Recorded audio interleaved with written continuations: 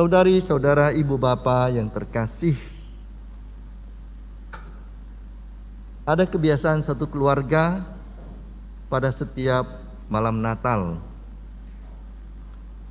Setelah mereka mengikuti misa malam Natal pulang dari gereja, anak yang paling kecil, si putri namanya Lucia, dia akan membagi-bagikan kado yang telah disiapkan di sekitar kandang Natal dan di bawah pohon Natal. Jadi semua kado itu sudah diberi nama.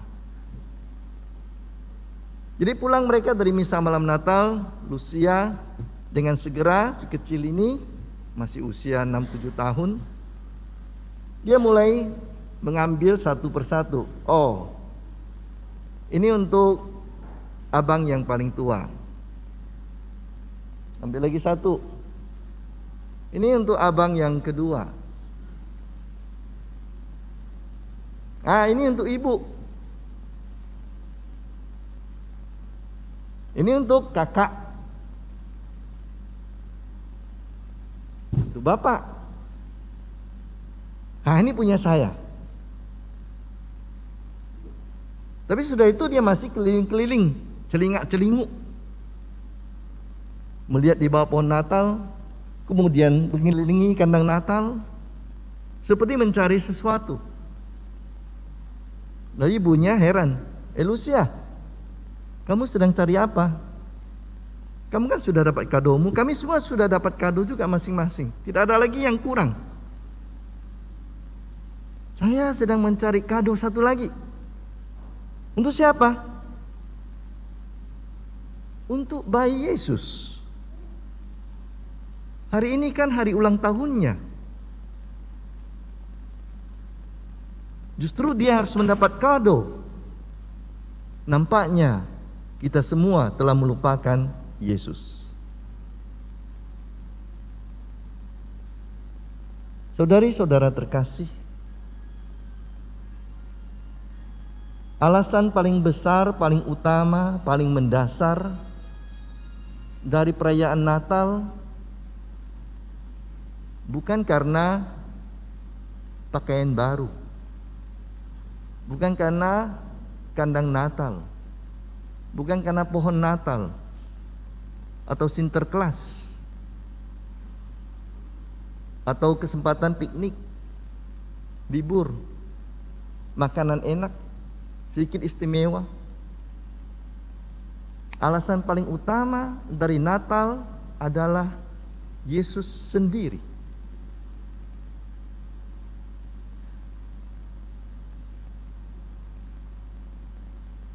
Adanya Natal di dunia ini yang mengubah seluruh sejarah manusia datang karena Yesus, firman yang telah ada sebelum segala-galanya dijadikan dan turut mencipta bersama dengan Allah Bapa. Firman itu telah menjadi manusia, bayi kecil, lahir untuk menyelamatkan manusia, lahir untuk menebus kita dari perbudakan dosa. Inilah alasan utama satu-satunya mengapa Natal kita rayakan. Tetapi seperti kata Lucia tadi, mungkin kita sering melupakan Yesus. Kita mungkin sering melupakan alasan mengapa kita harus merayakan Natal. Seperti yang 2 minggu lalu saya katakan, bahwa film Natal modern manusia sekarang bukan film tentang Yesus, film tentang Sinterklas, film tentang kado, pesta, jalan-jalan, piknik, pakaian bagus, makanan enak. Yesus tidak ada dalam bayangan film-film modern tentang Natal. Dan kita mau dikembalikan, diingatkan kembali oleh Lucia. Kita telah melupakan Yesus. Kita tidak memberi kado lagi kepada Yesus. Kita memikirkan kado untuk diri kita sendiri.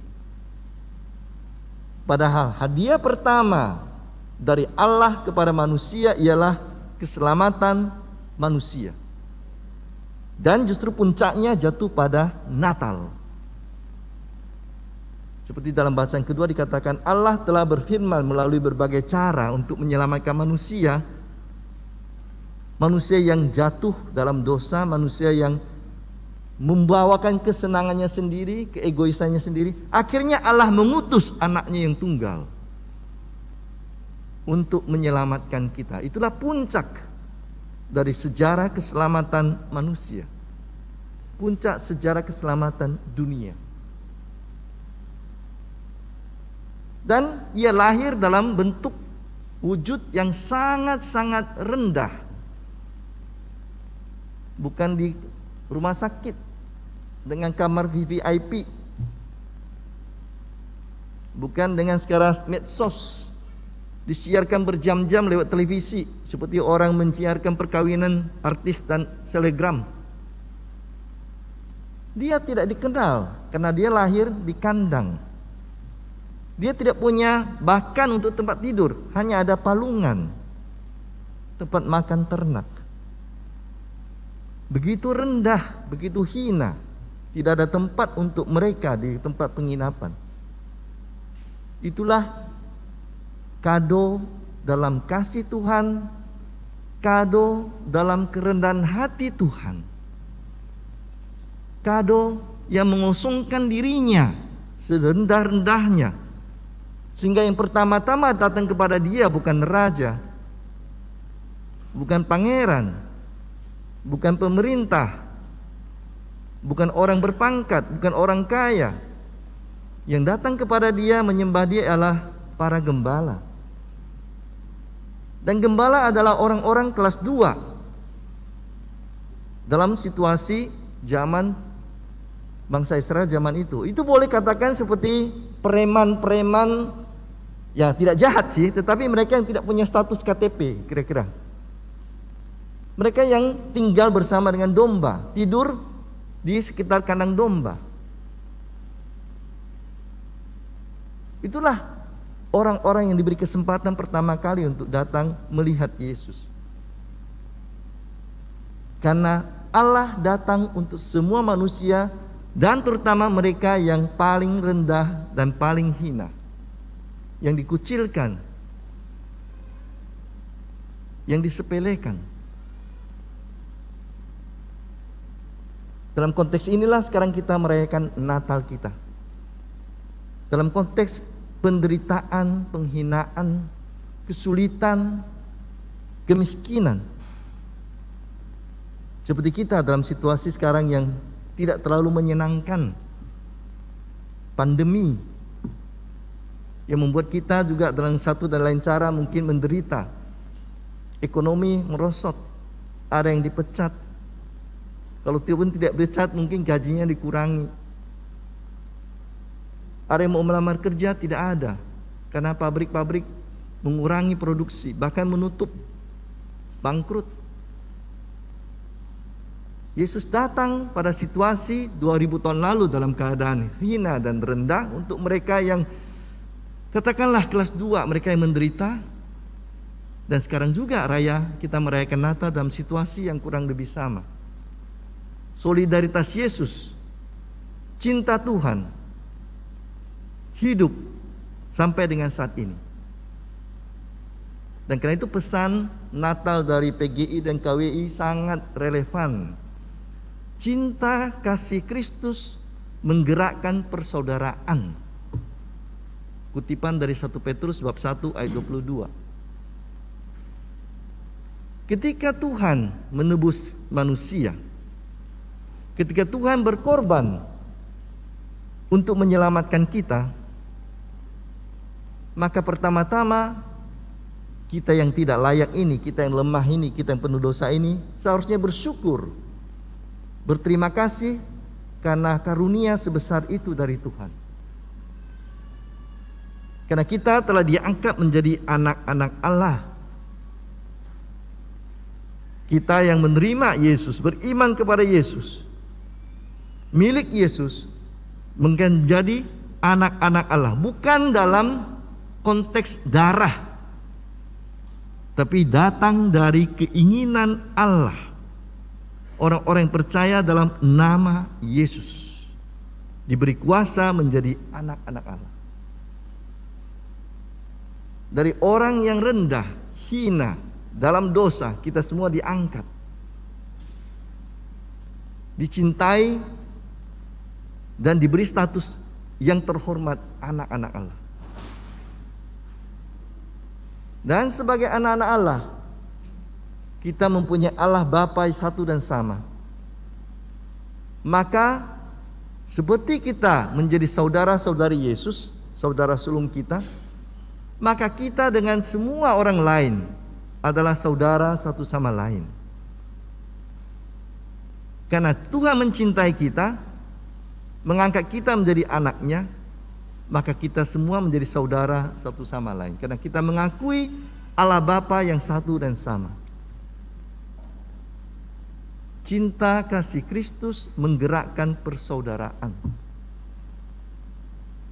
Dalam situasi pandemi seperti ini, kalimat ini semakin relevan dan semakin berbunyi untuk kita. Kalau Tuhan yang begitu maha tinggi dan maha luhur mau mencintai kita dengan mengosongkan dirinya, maka kita pun dalam solidaritas yang sama tergerak untuk bekerja sama, untuk saling menolong, melihat saudara, saudari di kiri kanan kita. Inilah orang-orang yang mengakui Allah sebagai Bapa, sebagai Allah kita yang satu dan sama. Karena itulah kita selalu berdoa, Bapa kami yang ada di surga, bukan hanya Bapakku yang ada di surga. Karena kita mempunyai Allah yang satu dan sama, Allah Bapa. Jadi dalam situasi pandemi seperti ini, kita semakin tergerak untuk berpikir secara kreatif, menemukan cara-cara untuk saling bekerja sama, saling menolong, supaya sungguh keselamatan dibagikan Tuhan kepada kita, tidak hanya kita nikmati sendiri, tapi keselamatan itu berbuah, melimpah, 30 kali lipat, 60 kali lipat, 100 kali lipat. Dan itulah terang yang telah menyinari kita, terang yang telah membuat kita juga menjadi terang baru. Apa yang kita terima, kita kembalikan kepada Tuhan melalui cara hidup kita, melalui kata-kata dan perbuatan kita. Dan inilah cara kita untuk bersyukur, berterima kasih atas karunia sebesar itu dari Allah dalam diri Yesus. Kita tidak punya kado yang cukup untuk Tuhan. Walaupun saya misalnya Jeff Bezos atau Elon Musk yang punya punya kekayaan 4.000 triliun atau 8.000 triliun, saya tidak pernah bisa punya hadiah yang cukup untuk Tuhan Yesus. Karena dialah yang menciptakan bersama dengan Allah segala-galanya. Semua ini miliknya.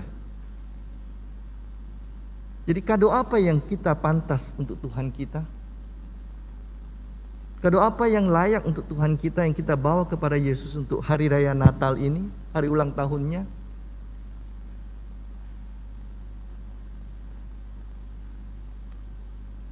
Kita memikirkan dalam hati kita masing-masing. Kita membuat niat yang konkret dalam hati kita masing-masing, yang bisa kita jalankan setiap hari dengan sederhana di rumah kita atau dengan tetangga kiri kanan kita. Kita tahu siapa yang membutuhkan pertolongan dari kita.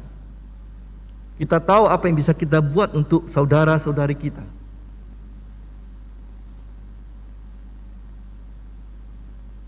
Jadikanlah itu sebagai resolusi untuk kado Natal kita tahun ini untuk Yesus. Renungkan dan buatlah niat yang sungguh-sungguh. Maka Ketika Lucia bertanya, mana kado kita untuk Tuhan Yesus? Kita bisa mengatakan dengan hati yang jernih, dengan hati yang bebas dan gembira, penuh sukacita, Tuhan, aku telah menerima kado kasih dari Engkau. Aku telah menjadi saudara-saudari dari Engkau dan saudara-saudari dari orang-orang lain di sekitarku. Inilah kadoku untukmu kali ini. Renungkanlah dan buatlah niat untuk kita jalankan dalam hidup kita sehari-hari. Selamat Natal. Semoga damai dan terang Natal semakin meneguhkan langkah kita, membuat kita hidup semakin bersaudara dan dengan penuh sukacita. Sebab kita semua juga menjadi terang dunia. Amin.